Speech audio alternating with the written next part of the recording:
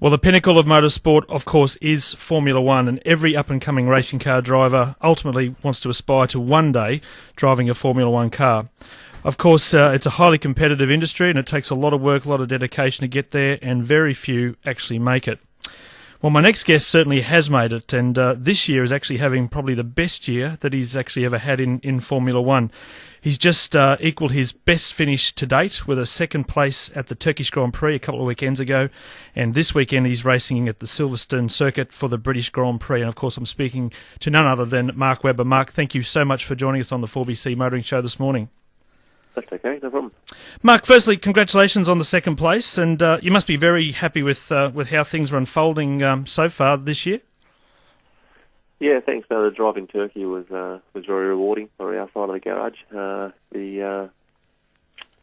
Unfortunately, Jensen and the Brawns were a little bit too strong for us on the day again, which is now proving a little bit frustrating for us because our goals have changed very quickly from obviously from last year, where getting points and trying to scrape a podium if we can was pretty much the maximum we could do with the car that we had. This year, it's been a different ball game. We've got a car which clearly the guys have put together very well. Aerodynamically, it's very strong, and a lot of the key changes with the regulations have made us have a great platform to challenge at the front. So to have the results we've been having of recent races has been very rewarding, and I'm very looking forward to Silverstone, that's for sure. Fantastic. Mark, I was going to ask you, when you first hop in this year's car, when you first got to sit in it, did you get a sense or a feeling that, wow, this thing could actually be the weapon that I need this year? Yeah, we knew pretty much straight away within the first couple of days of testing the car that it was doing some pretty good times, because we were very quick in testing. I wasn't that quick, but Sebastian was. I wasn't too keen to hit the barriers, having still recovering from an accident in the winter. But myself, but the times that we were doing were very encouraging, because we ran the car overweight. We didn't want to show people what times we could do, so we ran the car quite heavy, and that only we knew really how heavy the car was. The opposition didn't know, so we did a bit of smoke and mirrors early on, and we knew we were going to have a competitive car. Can you almost smell your first win now? Can you get that feeling after a couple of seconds this year? Can you see it's nearly there? Yeah, I think so. I think we're certainly very close, and we just got to keep doing what we're doing, mate, and it'll come. I spoke to David Coulthard, and DC said, mate, he said, you're doing everything. DC's won 13 or 14 races. He said, mate, you're doing everything right. It'll just come, probably on a day when you least expect it. But yeah, and then they might be like buses. You might get a few. They might come along. So I'm looking forward to, hopefully, that's clearly the next step. I've had every result possible in Formula One except the top step, and I hope that I can do it shortly. I'm sure you will, mate, and certainly everyone in Australia is barracking for you. It's so great to see an Australian there and to be competitive as we knew you always could be. To be up there at that pointy end of the field is fantastic. Mark, of course, there's no rest for the wicked, and even after you come off a great result in Turkey, British Grand Prix this weekend, how's the Red Bull team been preparing for that? Is everything on track for that? Yeah, we're very excited about it. I was at the factory yesterday. We're putting on some new parts for this race, which the car will be as quick as it's ever been.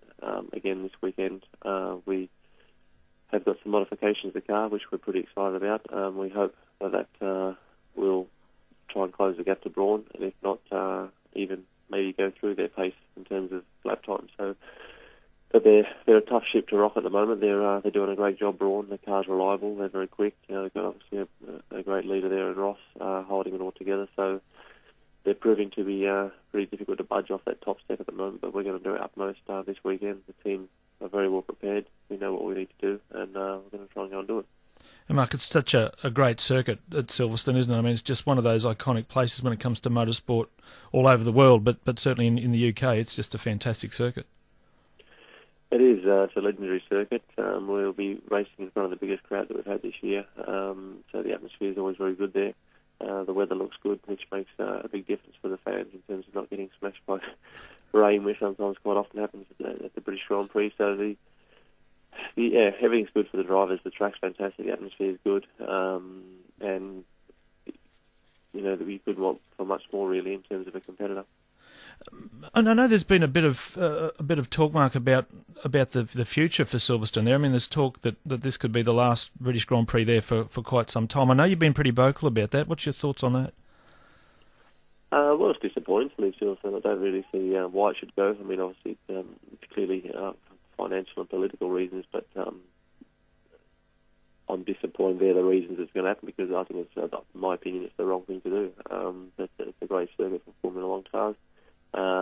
Talking to the motorbike guys, they love Donington as a bike track, and for the bike guys to come to Silverstone, I don't think it's that appealing to them, and certainly Donington's not that appealing to us in the car. So we're swapping venues, and I don't think. The drivers and riders are part of it, not everything, of course, but it'd be nice if we stayed where we thought was beneficial and best for the fans and everyone concerned. So I think it's a shame it's leaving Silverstone, and if it goes to Donington, then so be it. So that's still up in the air at this stage? It looks like it, only because Donington looks like it's very challenging, and they're having a hard time getting their venue together, and it's a massive undertaking to roll up and have a Formula One Grand Prix actively at your venue. So they've got a long way to go, and that's the only thing that's keeping it up in the air at the moment, is that the second venue might not be ready, and if that's not ready, then obviously Bernie's saying that they won't go back to Silverstone whatever happens. So maybe the English will miss out on the Grand Prix altogether. It'll be a terrible shame if that does happen, doesn't it? Oh yeah. No, the British Grand Prix has been on the calendar since the 50s. Yeah. And Mark, I guess circuits like that too, I mean, they're so different to places like Albert Park or those temporary circuits where we erect fences and put in sand traps and that sort of thing. They're a totally different character to a street circuit, aren't they? Yeah, they got a lot of character to them in terms of when you go to Spa or Monza or Silverstone, they're some absolute classics. Like the layout hasn't changed a huge amount from the last few decades. Obviously, the safety has improved quite a bit in terms of the barriers going back, because the cars are getting quicker and quicker. But Silverstone, for example, if anyone that hasn't seen a Formula One car, generally try and get them to go. In the UK, obviously, if they haven't seen it, you send them to the first sector at Silverstone, which is Copse, Maggots and Beckett's, and through there for the drivers, it's just an absolutely exhilarating part of tarmac to take a Formula One car through, because they can't believe just how quick the cars are, and just goes to show you how important it is for us, trust in the mechanics that we have in our mechanics, that the cars stay together, and the commitment to our job through there is clear for everyone to see. Because you're right, there's so many high speed areas to that. I mean, it's high speed all the time in Formula One, but especially that things would be lap critical to the cars, I guess, wouldn't it? Yeah, that's right. Yeah.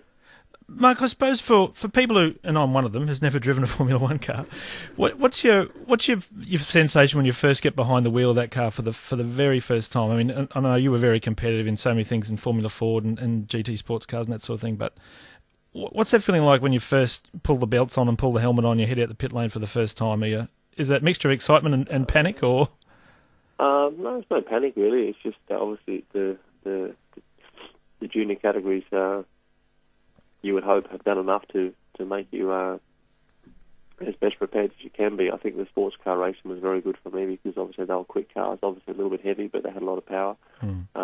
So the Formula One car had the same power as a sports car, but obviously it was 500 kilos lighter. So the biggest thing that strikes you when you get the Formula One car, there's no other category really like it, and also the biggest thing that strikes you is just the power to weight is just phenomenal. So the acceleration is just incredible, and the braking is also very impressive. So to try and calibrate your head and get your mind around how aggressive the car is in terms of what it can do, and just how accurate, getting it from one side of the track to the other, just is very, very easy and quick. So and then you can get to a certain lap time, obviously. I think I could teach most people to drive a car around on track, pretty slowly, but obviously when you start pushing the car, that's when it becomes obviously more difficult, and so they're certainly an amazing car to drive.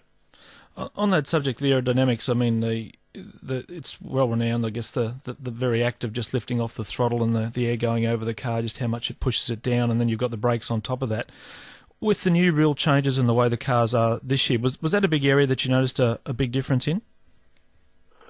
Not massively. The cars, the engineers did an amazing job. Aerodynamically, the cars stayed pretty solid. I think in winter testing we were down a little bit, but it was all relative to other people because clearly McLaren and some other teams had even more problems with aerodynamics. But these days we're doing times pretty similar to what we were doing last year already. So the pace of the cars and the pace of the development from the engineers. I mean, these guys they get a set of regulations where apparently the aerodynamic performance of the car should have been slashed. That's what they were hoping to do, the governing body, but these engineers found different ways around it to make sure the downforce was going to be there for the drivers, but still there. It's just incredible when you think of really how different the cars looked. We spoke with Murray Walker earlier, just before the season kicked off, and we were commenting about how different the cars did appear, in terms of the antlers missing and all that sort of stuff. So you're right, to have an engineer virtually start with a clean sheet of paper and be able to make those sort of cosmetic changes or the way the car looks externally and not really affect the performance, that is incredible. Obviously, yeah. It's quite an amazing situation to be in when the team's in that development phase. Oh yeah, well they're still in a very aggressive development phase, and our car will look a bit different this weekend. We'll put some nice stuff on it. I think our cars always look very, very nice, but this weekend it'll look even better. Yeah.